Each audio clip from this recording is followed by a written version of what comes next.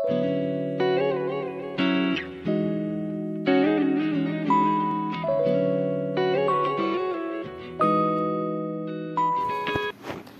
guys, assalamualaikum warahmatullahi wabarakatuh.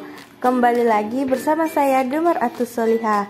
Di video kali ini kita akan membahas apresiasi prosa fiksi dalam novel Astirin Balela karya Suparto Brata. Secara garis besar, berbagai macam unsur-unsur pembangun novel tersebut dapat dikelompokkan menjadi dua bagian, yaitu unsur intrinsik dan unsur ekstrinsik. Kedua unsur inilah yang banyak digunakan untuk mengkaji sebuah novel atau karya sastra pada umumnya.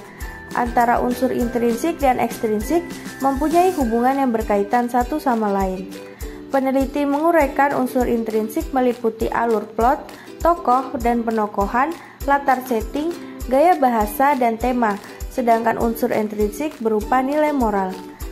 Semua unsur dalam novel ini saling berkaitan dan menjalin satu kesatuan padu, yang berarti bahwa antara unsur alur plot mempunyai hubungan dengan unsur tokoh dan penokohan, unsur tokoh dan penokohan mempunyai hubungan dengan unsur latar setting mempunyai hubungan dengan unsur gaya bahasa.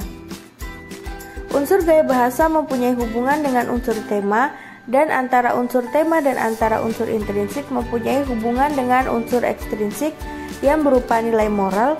Cerita dan plot merupakan dua unsur fiksi yang amat berkaitan, sehingga keduanya tak mungkin dipisahkan.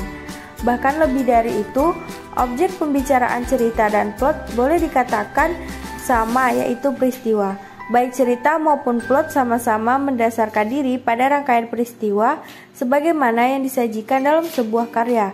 Oleh karena itu, sebenarnya dapat juga dikatakan bahwa dasar pembicaraan plot adalah cerita. Alur merupakan rentetan peristiwa yang dilakukan oleh setiap tokoh, baik tokoh utama maupun tokoh tambahan. Karena tokoh utama paling banyak diceritakan dan selalu berhubungan dengan tokoh-tokoh lain, maka ia sangat menentukan perkembangan plot secara keseluruhan. Ia selalu hadir sebagai pelaku atau yang dikenai kejadian dan konflik, penting untuk mempengaruhi perkembangan plot. Unsur peristiwa merupakan suatu yang dilakui dan atau ditimpahkan kepada tokoh-tokoh cerita. Tokoh dengan demikian merupakan pelaku dan penderita berbagai peristiwa yang dikisahkan. Latar di pihak lain berfungsi untuk melatar belakangi peristiwa dan tokoh tersebut, khususnya yang menyangkut hubungan empati, sosial, dan waktu. Antara latar dan penokohan mempunyai hubungan yang erat dan bersifat timbal balik. Sifat-sifat latar dalam banyak hal akan mempengaruhi sifat tokoh. Bahkan, barangkali tak berlebihan jika dikatakan bahwa sifat seseorang akan dibentuk oleh keadaan latarnya. Hal ini akan tercermin, misalnya sifat-sifat orang desa jauh di pedalaman akan berbeda dengan sifat orang kota. Cara berpikir dan bersikap orang desa lain dengan orang kota. Di pihak lain, juga dapat dikatakan bahwa sifat-sifat dan tingkah laku tertentu yang ditunjukkan oleh seseorang tokoh mencerminkan dari mana dia berasal. Jadi, ia akan mencerminkan latar. Latar berhubungan langsung dan mempengaruhi pengaluran dan penokohan. Latar sebagai bagian cerita yang tak terpisahkan, begitu juga dengan bahasa. Bahasa dalam sastra pun mengemban fungsi yang utama, yaitu fungsi komunikatif. Tema sebuah cerita tidak mungkin disampaikan secara langsung, melainkan hanya secara implisit melalui cerita. Unsur-unsur cerita lain, tema dikelompokkan sebagai fakta cerita, tokoh, plot, latar yang bertugas mendukung dan menyampaikan tema tersebut. Di pihak lain, unsur-unsur tokoh dan penokohan, plot, latar, dan cerita dimungkinkan menjadi padu dan bermakna jika diikat oleh sebuah tema. Tema bersifat memberi koherensi dan makna terhadap keempat unsur tersebut dan juga berbagai unsur fiksi yang lain.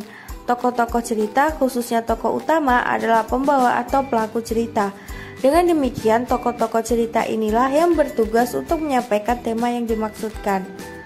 Hubungan antara unsur intrinsik dan ekstrinsik terlihat pada bagian tersebut. Hubungan antar unsur intrinsik dan ekstrinsik dengan adanya hubungan antar unsur intrinsik yang bersangkutan di atas, maka terjadi sambung sinambung secara berurutan, sehingga diperoleh kejelasan isi antar unsur yang satu dengan yang lain yang saling terkait dan menjalin kesatuan yang padu. Sekian video untuk kali ini. Terima kasih telah menyaksikan. Wassalamualaikum warahmatullahi wabarakatuh.